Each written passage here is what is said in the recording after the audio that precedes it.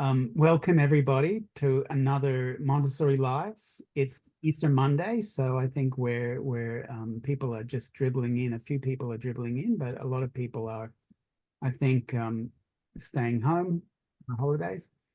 But anyway, we are very delighted to have with us Dr. Sara Suchman, who is Executive Director of the National Centre for Montessori in the Public Sector.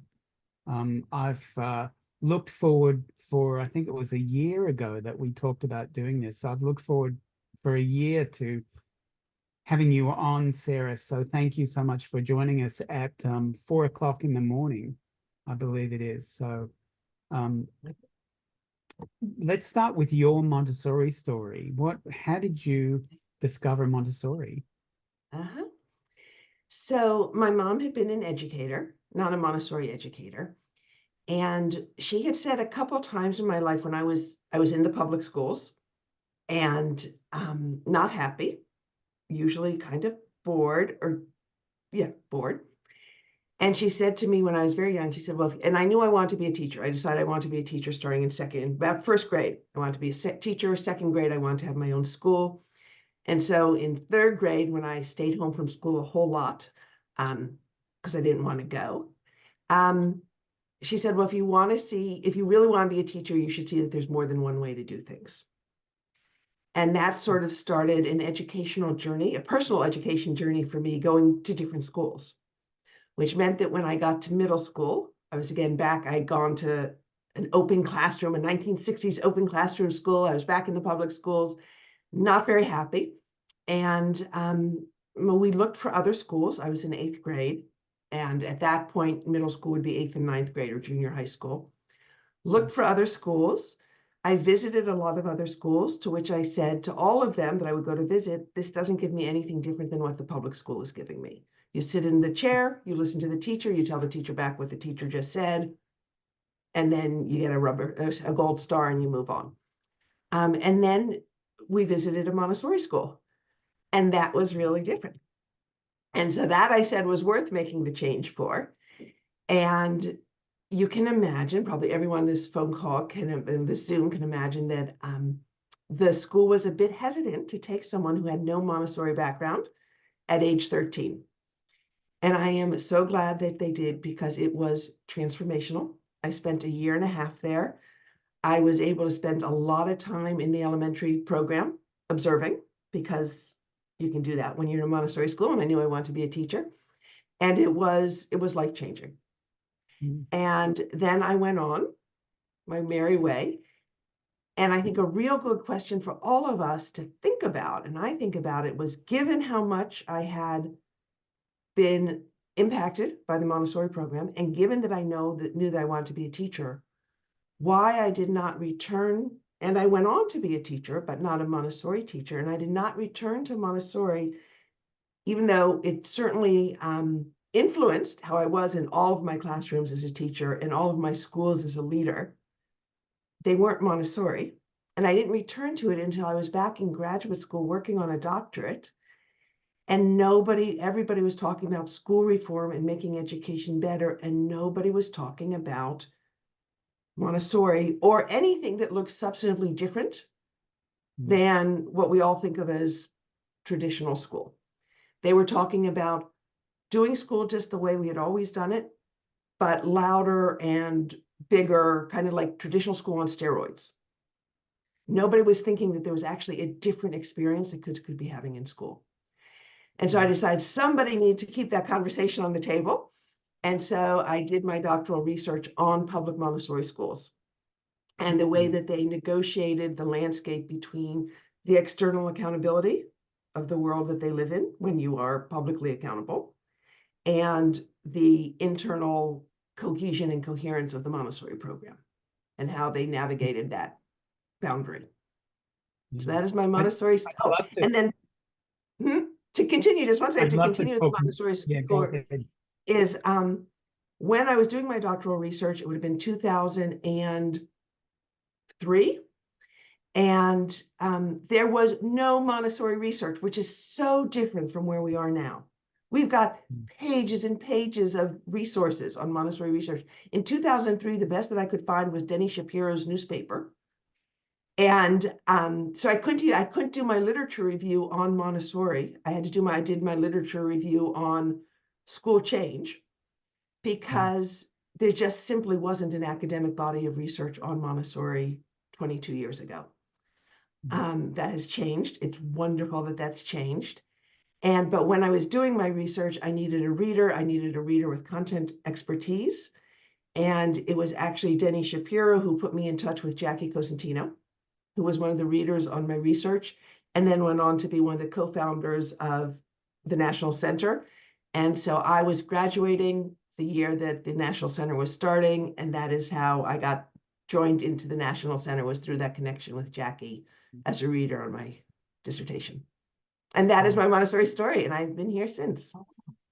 Well, you didn't mention which school it is. I'd love to hear more about your research, and also Jackie and Denny, who are household names for Montessorians in the US, but probably not very well known here. Okay. But which school was it? A public Montessori or a private that you went to? I went to a private Montessori. I went to the Whitby School in Greenwich, Connecticut, which is, So I the believe, Whitby School. the Whitby School, yes. So tell us a bit about the history of that school. It's quite an illustrious history. You probably know it better than I do. I believe it was the first, not AMI, the first AMS school in the country, perhaps? Is that right? Yeah, it was started by Nancy Rambush. Mm-hmm.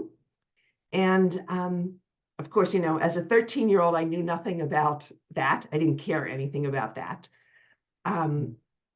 But it was an amazing program. It has since, I guess as many schools do, it has gone through some changes, and it is now a Montessori and IB school. But it was not when I was there.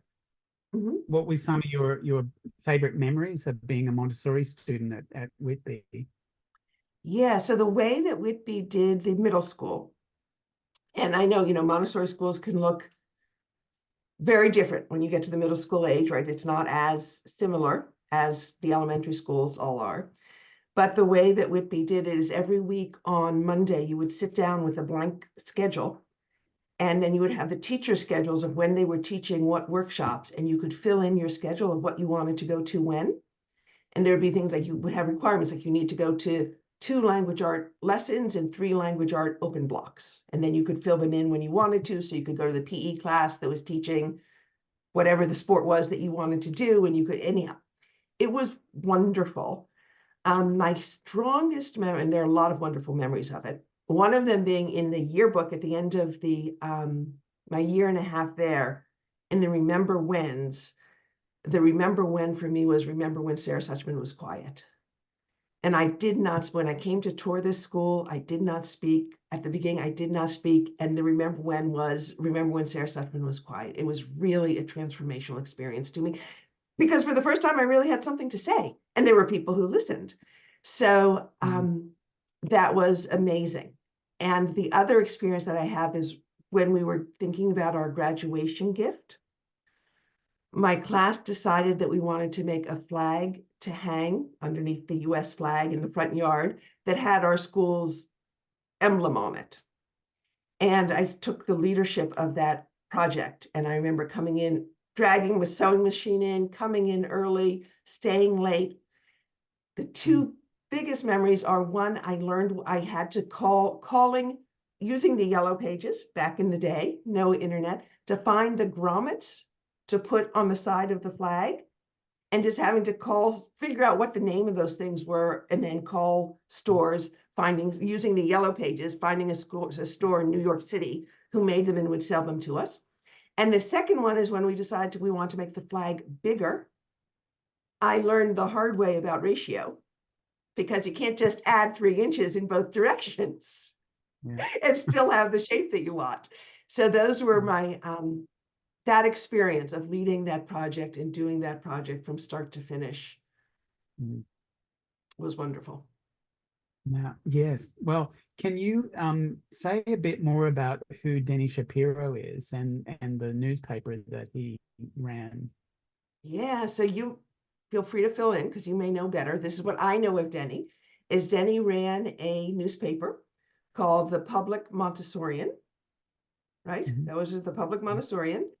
That was news, and often sort of had a reputation of a little bit of like scuttlebutt. Is that a word you use in Australia? Of kind of like dredging up or things that were going wrong or little scandals.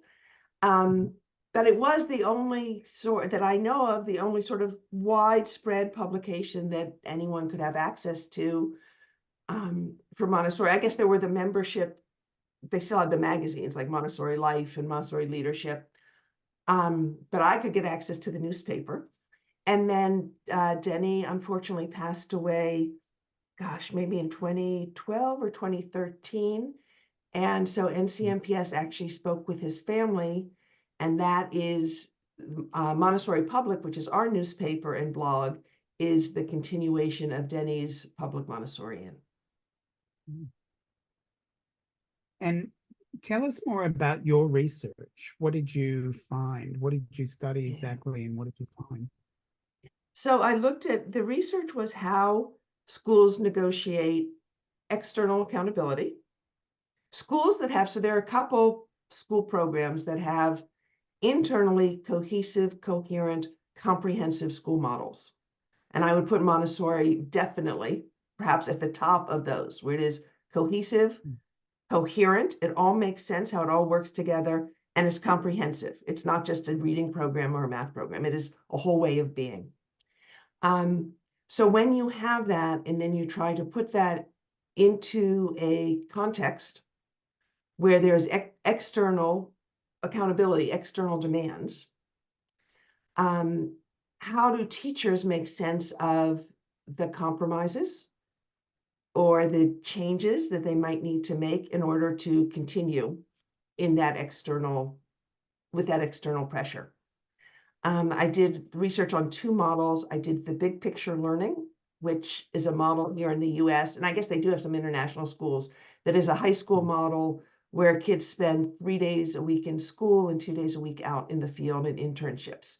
And ideally, all of their learning would come from their internships. So they might graduate not having had a whole field of something, maybe not knowing any chemistry at all, because their internships had all been in law firms and government and whatever they were interested in.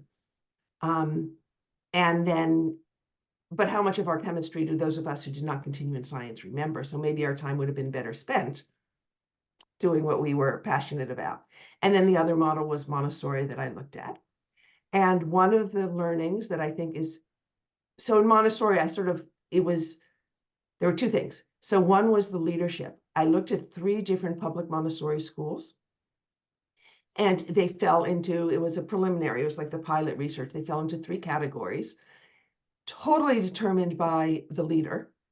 And I used a bridging, buffering, and I forget, there's a framework for how organizations make sense of outside information. And there was the one principal who really didn't like, she had pulled her child out of a Montessori school.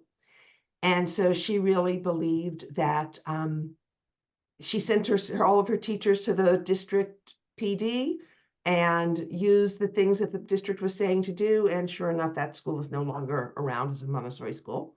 The other one was bridging, trying to make the connection and to bring in what worked and what didn't work and kind of put things through a Montessori lens. And then the third one was a principal who really did the buffering for the school. And he really played the go-between and would try and keep the district mandates and influences away from his teachers as much as possible. And then the other thing, so leadership was super, super important. And then the other thing that was very interesting is there were absolutely, in both forms of school, big picture and Montessori, there were teachers who felt that they wouldn't sell their soul, as they would say. I wouldn't sell my soul to stay in this system. I would rather close than not do the program I'm supposed to be doing. And there were other teachers who would say, I wish I could do everything that I want to do, but I look at the kids and a little bit is better than none. And so even if they had to make compromises, a little bit was better than none. And that was their take on staying in a sector that does have, private schools, private accountability, public schools, public accountability. And so which was the mode that was most successful in the terms that you measured success in? Was it the buffer? it was the buffer. It was really the principal who knew Montessori very, very well and was also a genius at working within the system and understanding the system. It also happened to be in a district here where there were several other public Montessori schools. So I also talked about the importance of a united front, that when you're working in a big district, it is one thing to go as a school and say you want exceptions and you want to be able to do this and do that. And it's another to go as 7 schools and say, as this group of schools, this is what we want to be doing. And to come with solutions for how to be accountable as a group of 7, rather than to ask for something as a single unit. So, and what were the 3 modes again? There was the buffer, and what were the other 2 you said? Oh my God, it starts with a B and I can't remember. Bridging, buffering, and... Bridging, right. Yeah, bridging and buffering, but there's another one that is, hopefully it'll come to my mind by the end of the hour. Where it was they a while just ago. do... Remember, I said 2003. Right. So they just do what the district, they follow along with the district mandates, basically, is what you're saying. Yeah. So was that, were those 3 also present in the big picture schools? They were. They were also present in the big picture schools, yes. And was buffering also really important for big picture, or not as much as for Montessori? Yeah. No, it was also very important. It is from my research that the leader is able to create that distance and that safety for the teachers to do the program. And it takes a really skillful leader to be able to do that. And a really, what we sometimes call a bilingual teacher, one who can speak the language of the program, who really honestly knows the program. Because when you really know it, and this goes for teachers too, when you really know it and you know why you're doing the things you're doing, then you know where you can do something a little bit differently because you know where things came from. So you can change the actions without losing the intent or the impact if you understand why the action was. But if you don't know why the action was, then you don't know which to fight about. So let's take the 3-hour work period or an extended work period. If you've learned that you need an extended morning work period, you can be in a lot of trouble in a public school because you also have these required teacher breaks and specialists, as we call them here, gym and art and other things that have to come into your building. And if you don't understand which is more important, the morning or the 3 hours, then you don't know which one of those to give on. If you need to give on one in order to make space on the schedule, you don't know which one you're supposed to be holding on to, morning or extended period. That's very simplistic, but that's why it really matters to know the program that you're doing and the whys behind it. And then also to be able to translate that and to talk to people in the district who don't know much about it and don't really have the interest in knowing much. So how do you translate it? How do those principals who are good at buffering get into the job? Was there a pattern to that? Are they self-selected, or were they sort of pushed up by their peers as teachers? That's, I'm thinking, because now I've seen many more schools than I had just for that research, and I'm thinking about the principals that we work with. There are just some principals who know Montessori and are just gifted at making the bridge. And there are some principals who come in not knowing Montessori and decide they're going to understand it and they're going to learn it. And they're going to listen to their teachers. That's always a big one, right, with the leader. And they do it. It goes both ways. Is your research readily available? Have you written a book or article? I think if you do a Google Scholar search, it should come up. Right. how do you find the right person in government to talk to start the conversation? We're in Australia, we're way behind where you are in the US with this, but the question has come up. How do you start that conversation with government, and how do you, because we have one of the big difficulties in Australia is that the Department of Education can move in each state can move people around, right? And it's quite common for that to happen, sometimes randomly, so that you get a great principal in place, and they build up a great Montessori program, and then they move, or you train teachers, and then the teachers are moved, and Right. we need to really have a conversation with somebody in government about policies like this that are probably not the best for any school, but certainly not for Montessori. But it's a matter of opening the door and then sticking your foot in, and then finding the right person inside that room to have the conversation with. Is there any good suggestions on how to do that? Yes, I'm just going to say one thing about changing the principles around. I lived in Mm, Japan for 2 years.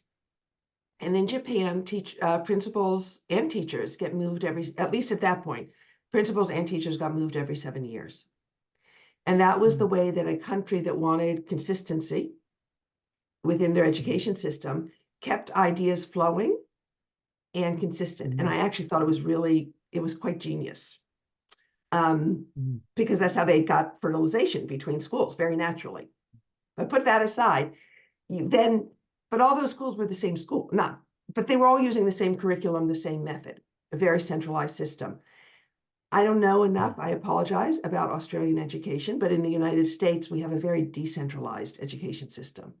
mm, So it really doesn't much, it really is about local and state more than federal, who are going to be making those sorts of decisions. So in terms of leader changing, that would be at the district level. The state's not even going to get involved with that. That would be who districts decide to bring in and not. And we did, it's hard. Many of them are unionized. And then there are rules about longevity and who gets to choose what position they go into. When we were working with Boston Public Schools, their union had a thing in the papers in their agreement that some schools, like bilingual schools, you could obviously, you want to be able to give people who speak Spanish or whatever the bilingual language is a priority in your school. So they had arranged with the union that you could hire people who were bilingual over other teachers in the pool. And so when we brought in a Montessori program, they were able to piggyback Montessori on that same allowance that was in the contract for bilingual teachers, to give okay. people who were willing to be trained in Montessori that sort of priority. Um, Mm, and I keep on saying, as there are more schools, then you are able to move principals.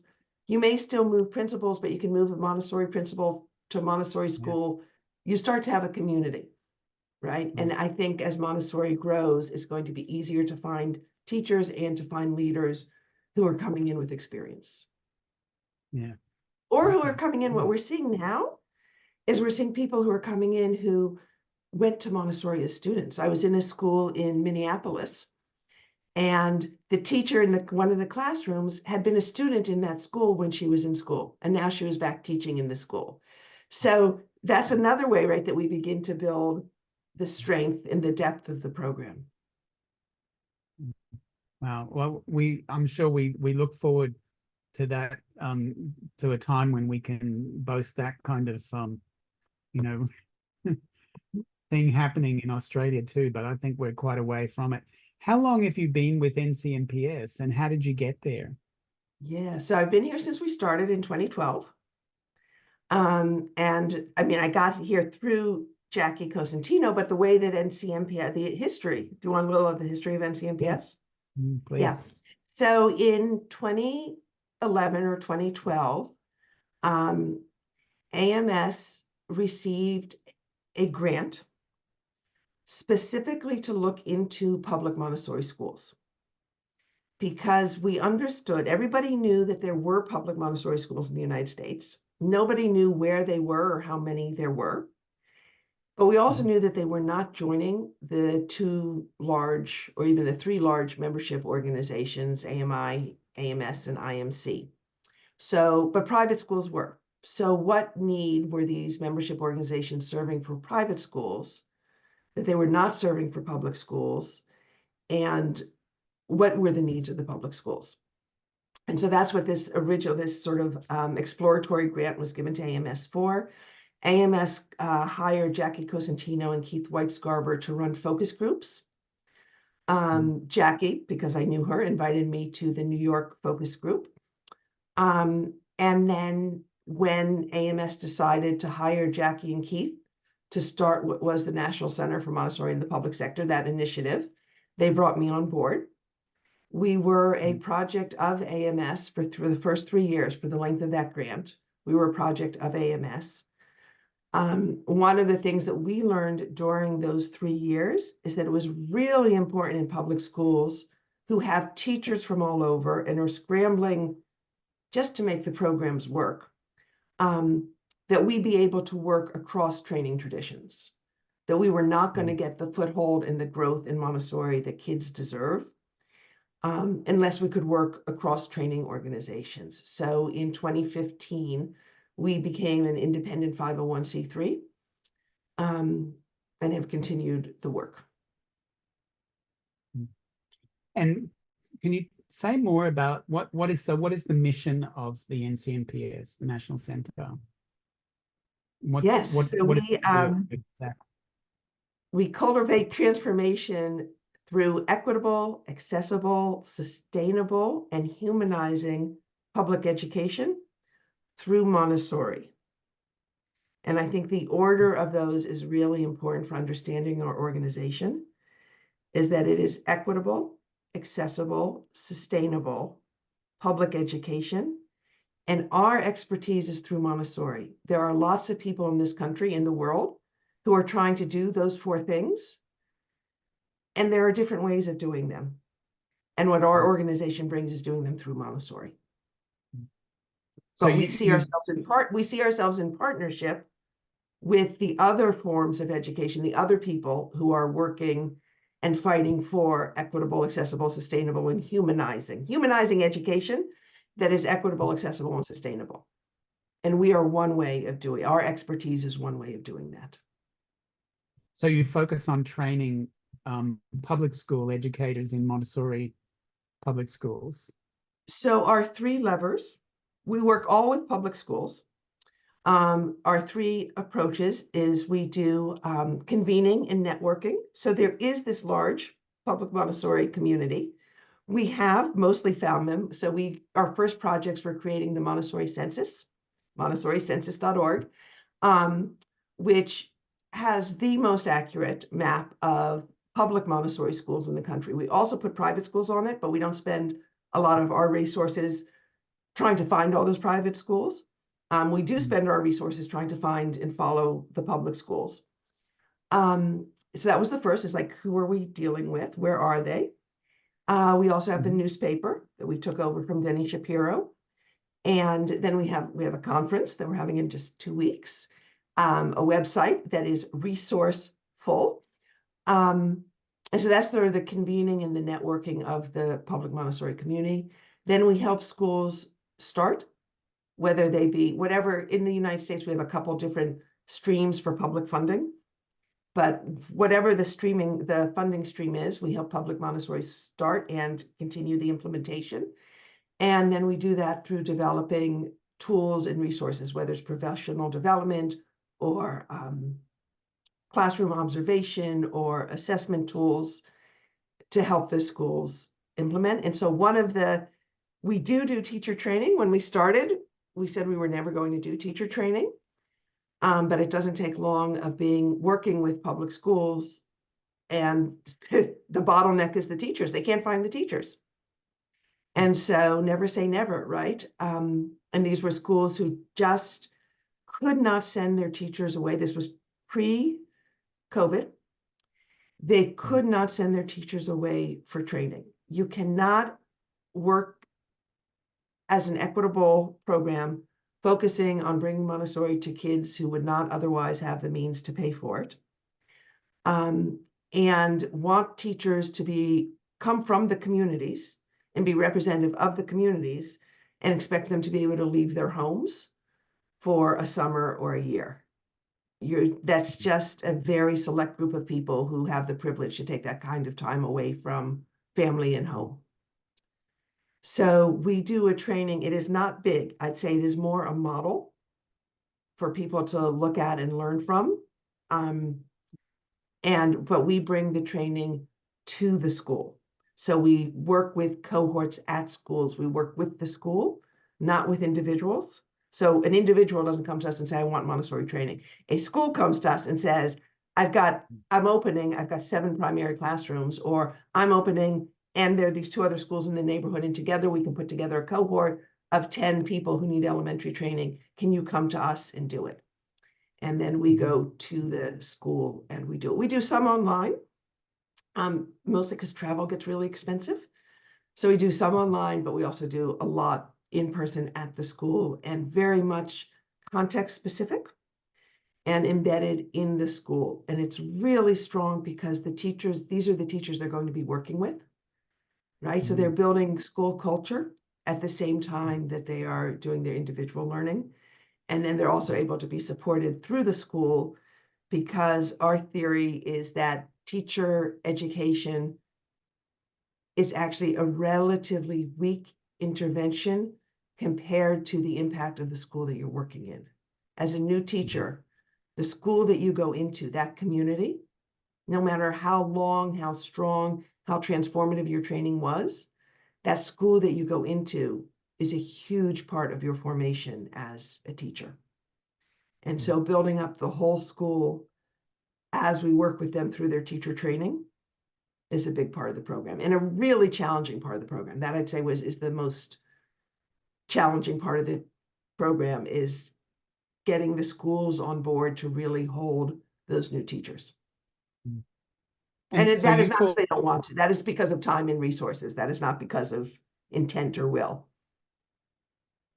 So this is called the residency model. The Montessori teacher residency, yes. Could you talk more about, like, specifically how it differs from the traditional model of training, for example, that I did in New York eons ago, that where individuals will sign up and go to a training center for 7 weeks in the summer, and then again for seminars during the year and so on, who mostly come from private Montessori schools. How does the residency model differ in specifics? So in the logistics, first of all, because we're working with schools, we tailor, it's incredibly time intensive. We tailor the schedule to what the schools are able to do. So that means we work with their professional development days. If schools have certain days when they're going to have half days, we schedule to be with them during those days. We don't say you need to be available when we're available when you're available. If they can get their teachers for 2 weeks during the summer, we do 2 weeks. If they can get their teachers for 4 weeks, we do 4 weeks. If they can get their teachers to come in on weekends, we come in on weekends. It's really very personalized to what the school, within their constraints and their requirements, are able to do. So some programs, the length of the training can take different amounts of time, because depending on how much they can free up their teachers. So that's just a really basic way, is that we know the content that we need to work with teachers on. We know the time we need with them, but when we do what and how it works shifts with each setting. How much of a problem is the turnover of teachers that we talked about earlier, where you train a teacher and then they're moved on by the district? So it's definitely an issue. I don't think that the turnover is as big an issue as for the districts. A lot of teachers, a lot of public school teachers, when they find Montessori, they're never leaving, right? I mean, how many times have I heard, this is how I always wanted to teach, right? I'm finally allowed to teach the way that I always wanted to teach. However, there are teachers who enter training who don't, that's where we get a lot of turnover, is people not finishing the training, who decide it's too intense or it's not the way they want to teach. And that is really hard for schools because they've invested time and money and they need that classroom and that teacher in the classroom. So a piece of research that needs to be done, we have a working theory that Montessori teacher turnover is lower than other teacher turnover, but we don't have the numbers to back it up. It is anecdotal. But we do have high attrition in the training when, and that may be higher than when individuals bring themselves, right? Because these are a lot of people who are doing it because the school said we're becoming Montessori. So if you want to stay here, you got to get trained. And that is really hard. And I don't know we're not quite sure. I mean, we do orientation so that people know what they're getting themselves into, but do you really ever know what you're getting yourself into with Montessori training? It's hard to imagine pre-going in what you're getting yourself into. And if you And did, some you people love probably it, and for some people, it's just not their gig. Yeah. So, where does funding come from now for the National Center? Is it still reliant on philanthropy and grants, or is it self-supporting? Yeah, so we are more reliant on philanthropy and grants than I wish we were, because they're super hard to get. When we started out, we were about 70% philanthropic and 30% earned revenue. We have managed to change that to be about 70% earned revenue and 30% philanthropic. And 30% is still a big part of the budget, right? That is a big, and yeah, but that is how we get the funding, is about 30% philanthropic and 70% earned revenue. And the philanthropic supports the earned revenue. I mean, we don't charge, obviously, we don't charge what it costs. That's where the philanthropic comes in.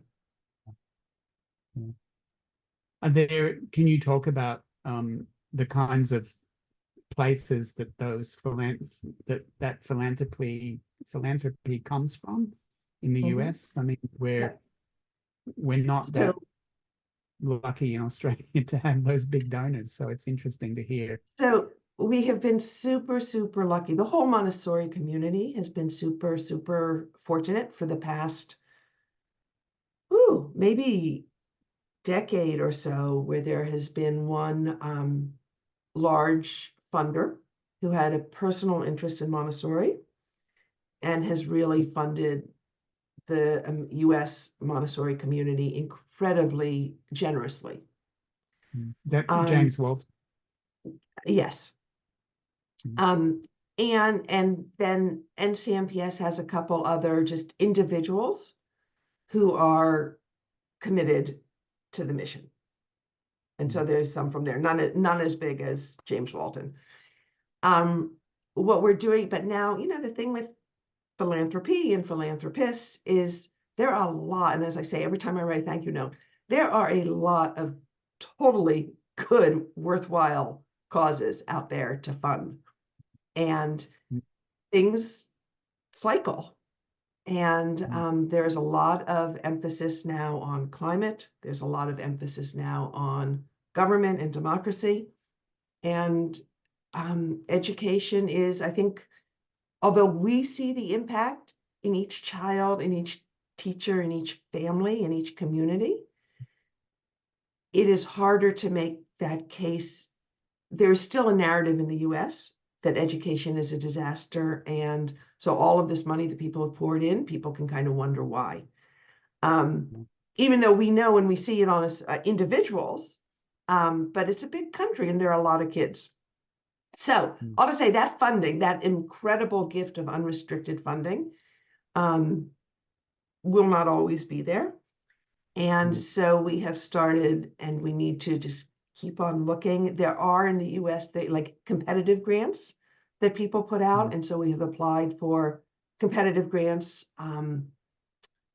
Like there's a big one now where we made it to the second round, we'll see, but it's an ed tech. So, educational technology tools. And one of the categories they had was for coaching primary teachers, early childhood education teachers.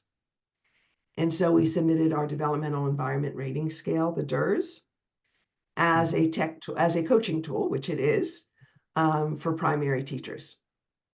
So we'll see. But those are hard. They take a lot of time to apply for, and there are a lot of people applying for them with good ideas. There are lots of good ideas out there. You mentioned DERS. I mean, there's a lot of things that the National Center has done that's really been helpful and really a game changer for even independent schools.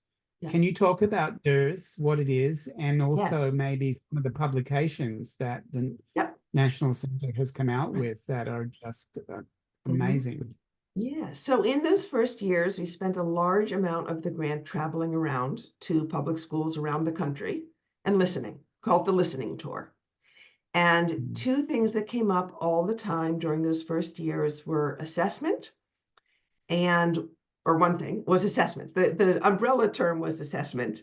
And then underneath that, one of the things was that there are these classroom observation environmental rating scales that are used in the US. Two of them really have the corner on the market, and they're not great for Montessori classrooms. And they can be very demoralizing for Montessori teachers because they get all these dings for things they don't have in their classroom and things they do have in their classroom. And so out of that issue came two products. What are those two? The two products or the issues? Those two rating scales. Say it again. Sorry, you said there were two that were not good for Montessori. What were those two? Oh, they're called Eckers and Class. Okay. The Eckers tool and the Class tool. And they're very heavily focused on teacher-student interaction. So counting numbers of words and numbers of interactions. And then they also, for the environment, they have requirements like they look for a dress-up corner, an imaginary play dress-up corner.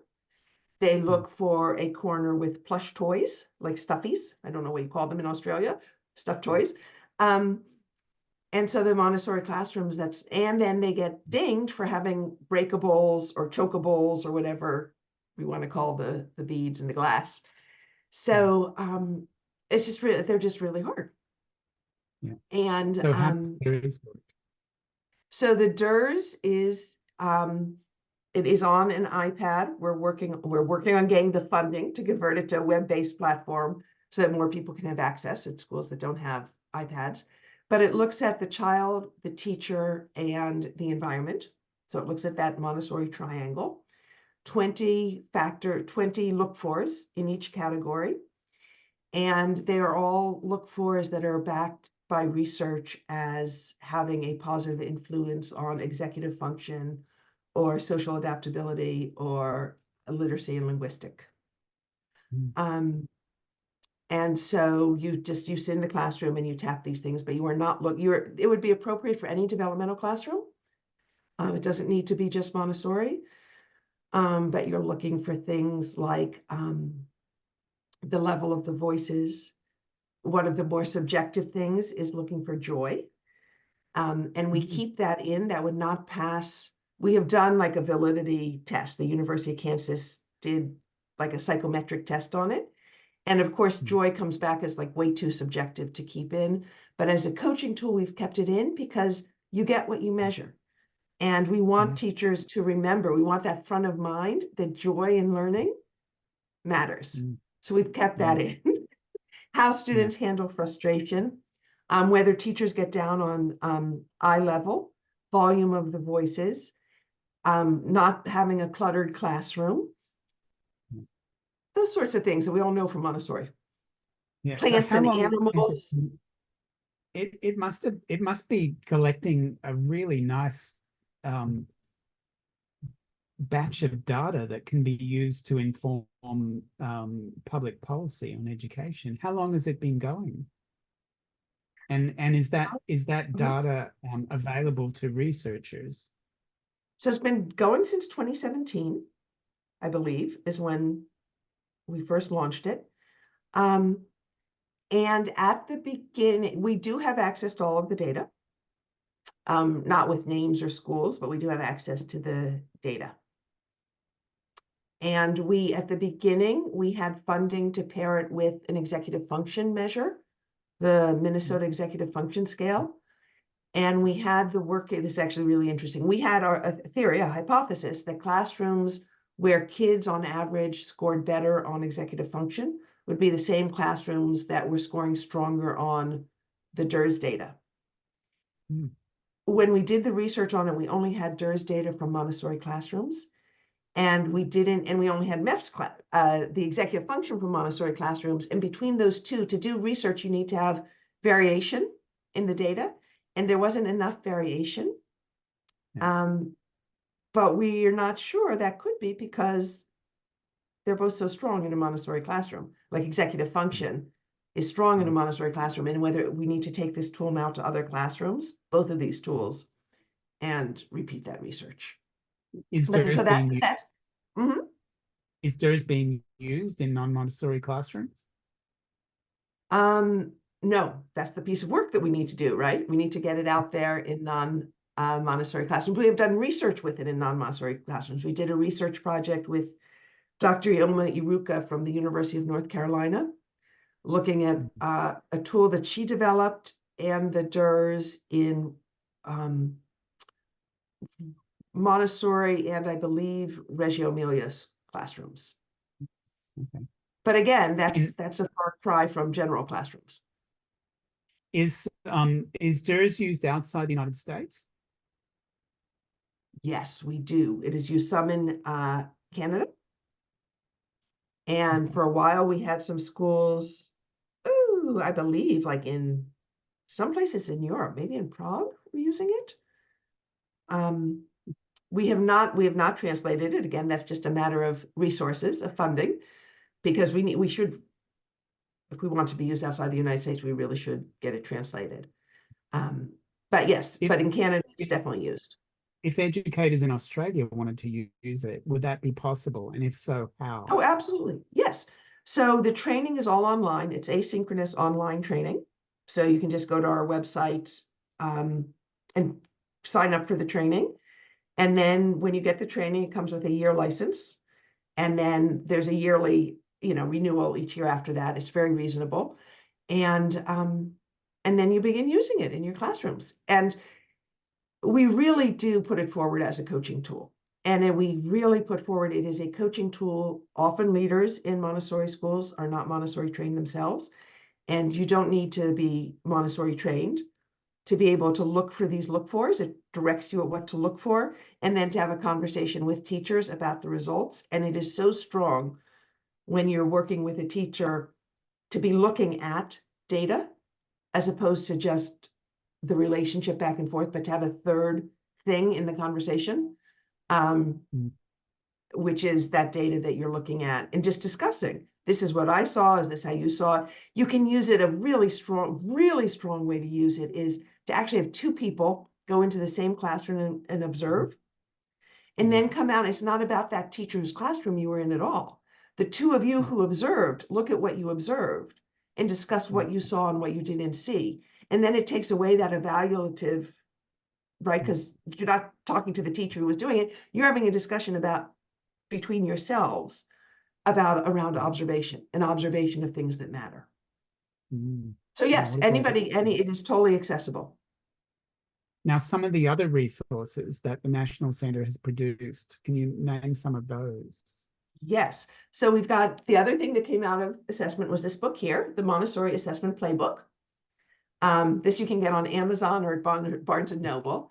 And that is our take. Actually. And a lot of people, they're like, oh, it changed their lives. We called up, we're having a conversation with the Pennsylvania Department of Education, a state Department of Education, and something came up, and they had this right on their desks too, and they're just a state Department of Education, not Montessori at all. And there are lots of tools in here, and with a narrative, with sort of a take on what assessment is and for what. So that's one of the things. So those both came out of that learning tour about things that we needed in Montessori. Then we have this book, which is Visual Thinking Strategies. And you can see the beautiful picture there. And this is just, this is not, visual thinking strategies is an approach that does not come out of Montessori, but we see is incredibly Montessori aligned and wonderful for Montessori classrooms in terms of it builds listening skills and discussion skills and critical thinking and vocabulary as kids look at pieces of, and just a way of approaching anything. You look at a piece of art and then you have a discussion around what's going on in this picture and what makes you say that. And so you learn the vocabulary that's in the picture, and you learn to back up what you say with evidence, and you learn to build on other people's comments. So those are all just while you're looking at something that is really very beautiful, and you can use art from around the world, all different cultures.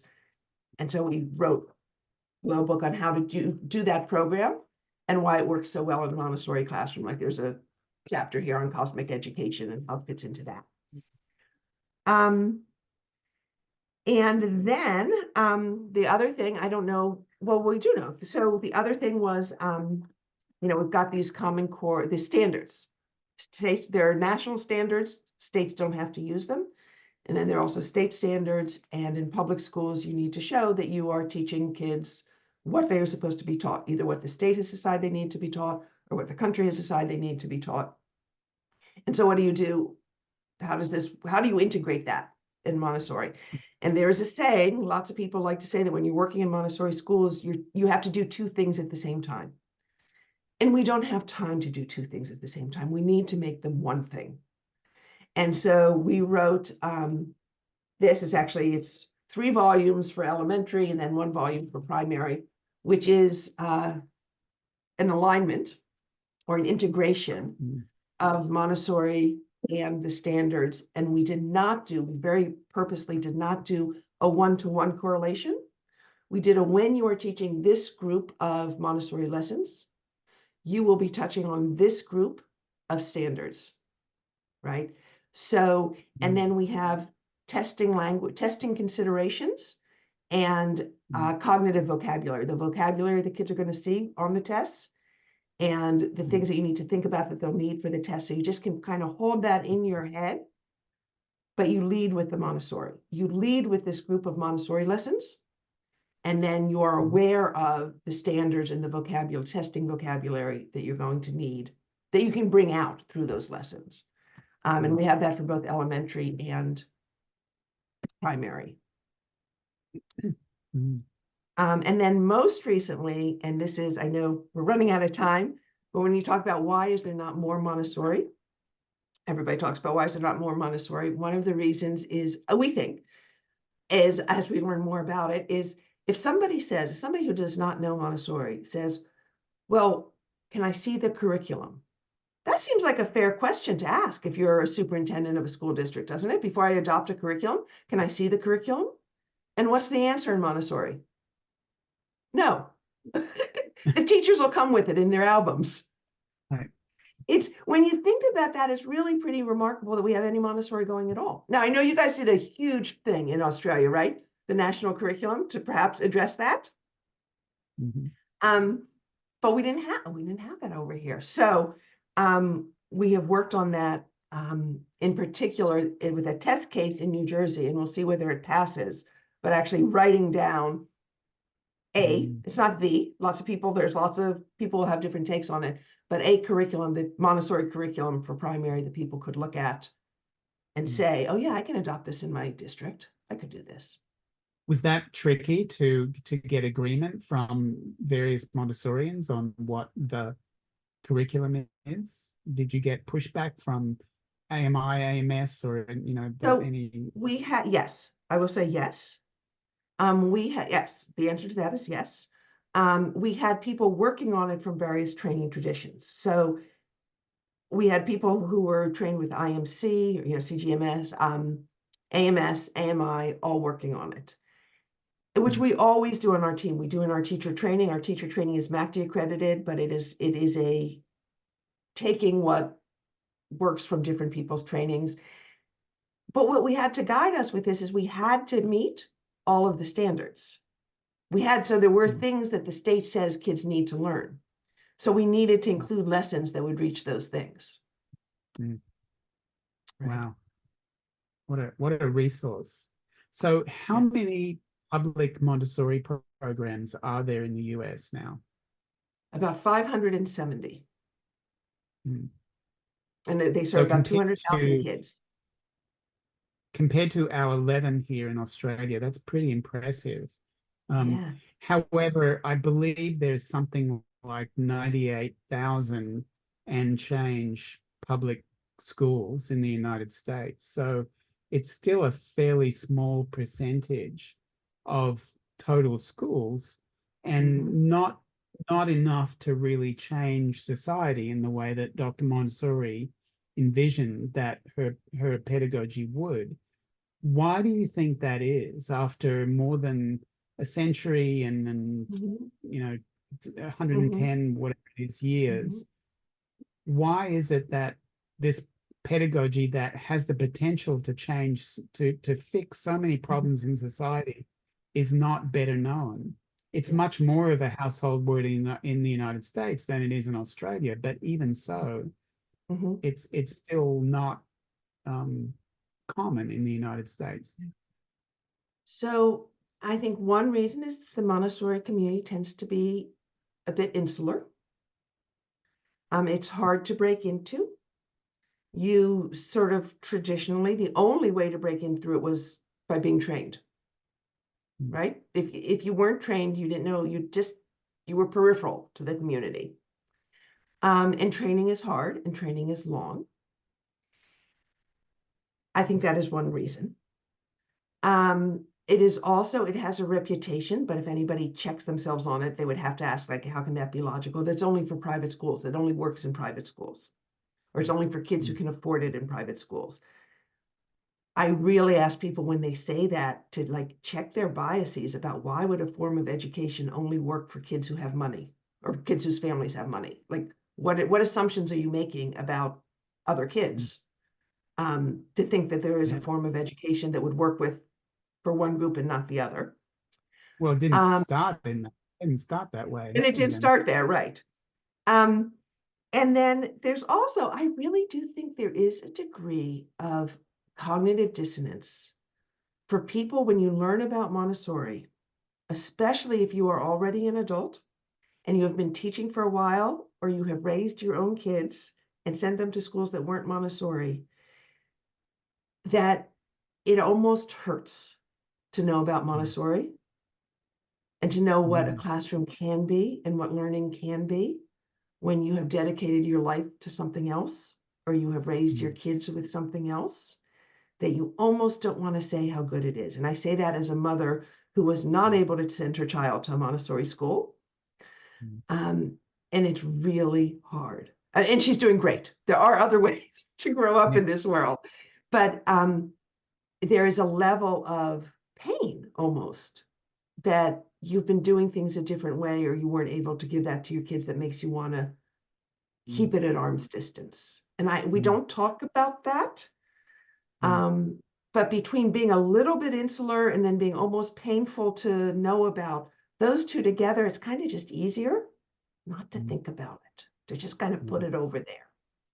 It's a bit like the Emperor's New Clothes, that fable, right? Where we're all the traditional education is so common that it's like a lot of us just assume that there's no other way that you could do education except Mm-hmm. having the sage on the stage who Mm-hmm. empties knowledge into the empty Right. heads of children.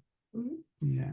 Mm-hmm. How do you think we can change this? What do we need to do, the Montessori community, to turn this around and get it out there more quickly? Because at Mm-hmm. this pace, Mm-hmm. um, Right. it's not going to happen quickly I enough to know. save You us. know, and we talk about that, the board and I talk about that a lot. Like, how do we get from why are we piddling around in 500? Why isn't it 5,000? Yeah. Right. I don't know. It feels, on the one, school is so, in this country, schooling is so local. And there are already schools. So it takes building a new school Yeah. or it takes changing a school. It's not like you're going into an empty market. There's already a market that is serving all kids. Good or bad, it is already there, right? So you are trying to move things, which is always harder. You have not created a new demand, right? Cell phones, it was a new market, like there was something, but all the kids are already in school. So it's a very one by one. But it's going to be more. I do think it's going to be more. I think that the Bezos Academy has raised the profile a lot. Like we used to, when we would meet with people, when we would meet with the superintendent of schools, the first question would be like, does it work? People don't ask us if it works anymore. It's really interesting. There's now an assumption that it works, and now the question is more, how do I do it? And the more there are, the more they're going to be. We're going to have this whole next generation of kids who is coming up through these 570 schools, these 200,000 kids who are going to want it for their kids. Yeah. And want to be Montessori teachers themselves, hopefully too. We hope. We hope. My theory about this is that we've never had a big budget Hollywood movie about Dr. Montessori's life. You know, there've been movies about, you know, the King's Speech, that Weinstein movie about King Edward's speechwriter. You know, like, well, if you can do a movie about him, why not Dr. Montessori? You could not write a better screenplay than Dr. Montessori's life, and yet there's been an Italian miniseries about her life. There's currently, I think, there's another European movie, and none of them, I think a French one, none of them are in English or even have English subtitles. Why don't we have a big budget Hollywood movie starring Meryl Streep or somebody like that? That would, because I think people really want a story. They love a story. Research is important, definitely, but I think what turns heads is getting to the heart first. You know, you appeal to people's hearts, and a big movie, a well-produced Hollywood movie about Maria's life, I think would really make parents everywhere start to ask, well, where can I get this? Why isn't it in every school? I think that would be great. I would have I have no complaints. I think you know, there's also the more surreptitious, you know, I'm certainly not in Hollywood. There's also the more surreptitious is like, there's this TV show now that's very popular in the US called Abbott Elementary. It's a wonderful show, and it's painful to watch the classrooms, right? Because it's like, I mean, it's a spoof, it's a comedy, but it's not really a spoof, it's very realistic. But they're very traditional classrooms. They're chairs and rows, and but lots of popular media takes place in classrooms. And what if those classrooms were Montessori classrooms, and people just got used to seeing that this is what a classroom looks like? As opposed to, as soon as we want, even like the little things that you find on to show, like you want to put classroom or school in one of your slide decks, you're going to get desks and rows. You're going to get a little building and desks and rows. And so just sort of like changing that just subtly, that things can look. And early childhood classrooms, you know, Montessori has influenced education hugely. And early childhood classrooms do not look how early childhood classrooms did before her time. And there is more of a movement now in the United States. People are talking about learner-centered education. And then my frustration is they're reinventing, because we already have a model that we know how to put in. It's a lot easier than figuring it out from scratch. But we're in communications with those groups who are doing it. And that's another way, right, is to look for remember when I said, like, our mission very purposely is we do these things, we get humanizing education through Montessori. And there are other people who are working for humanizing education through other means, and those are our partners. Right? That's where the strength of the movement comes, of what's good for kids. And Montessori is an example of that, and a really strong example of that, and one that we actually know how to implement. It's not an experiment.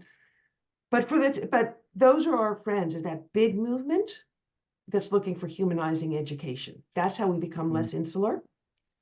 And those movements are having wider impact. It's a wider appeal. You don't need to just like Montessori. You can like what's good for kids. And then we're an example of that.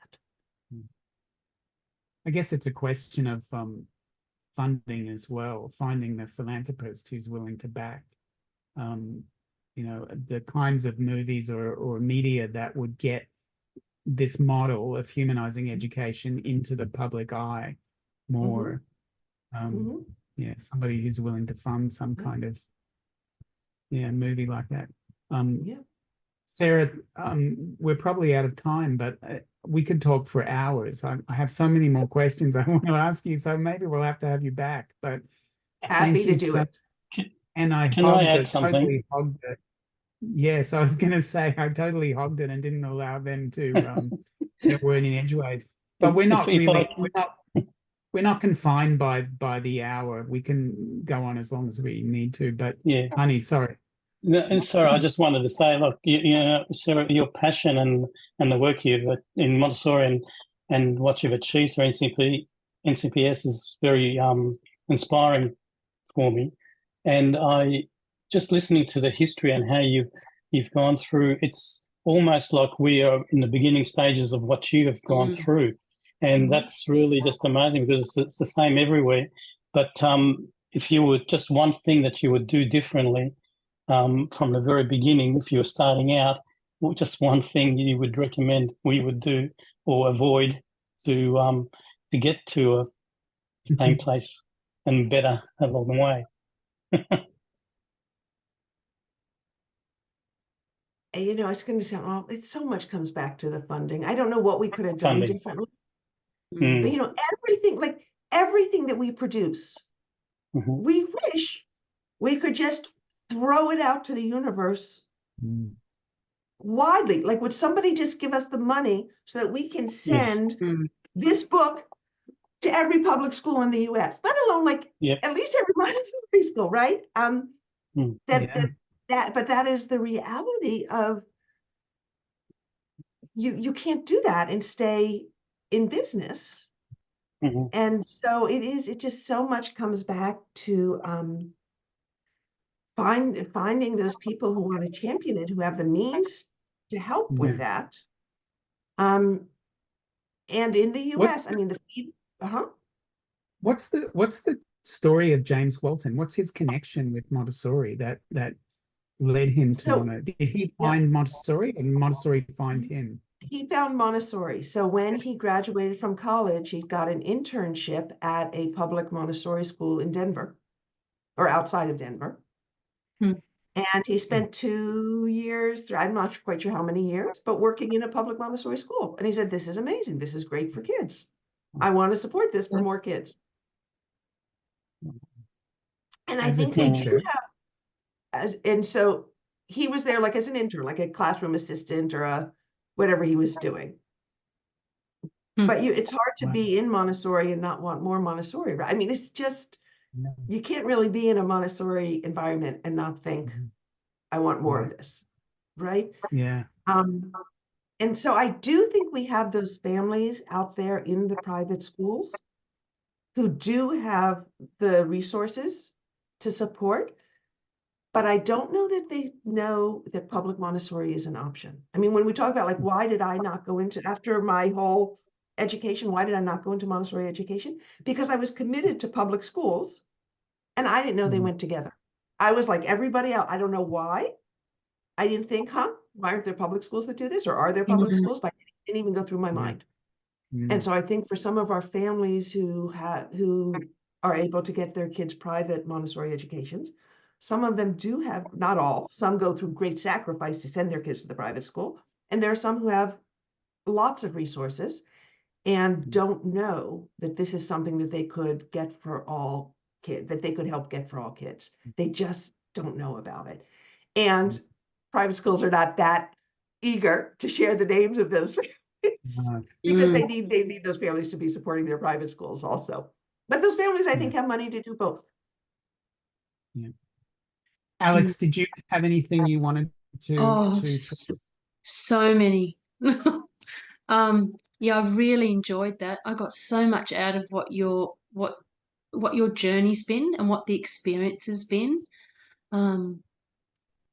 Yeah, I don't have any specific questions.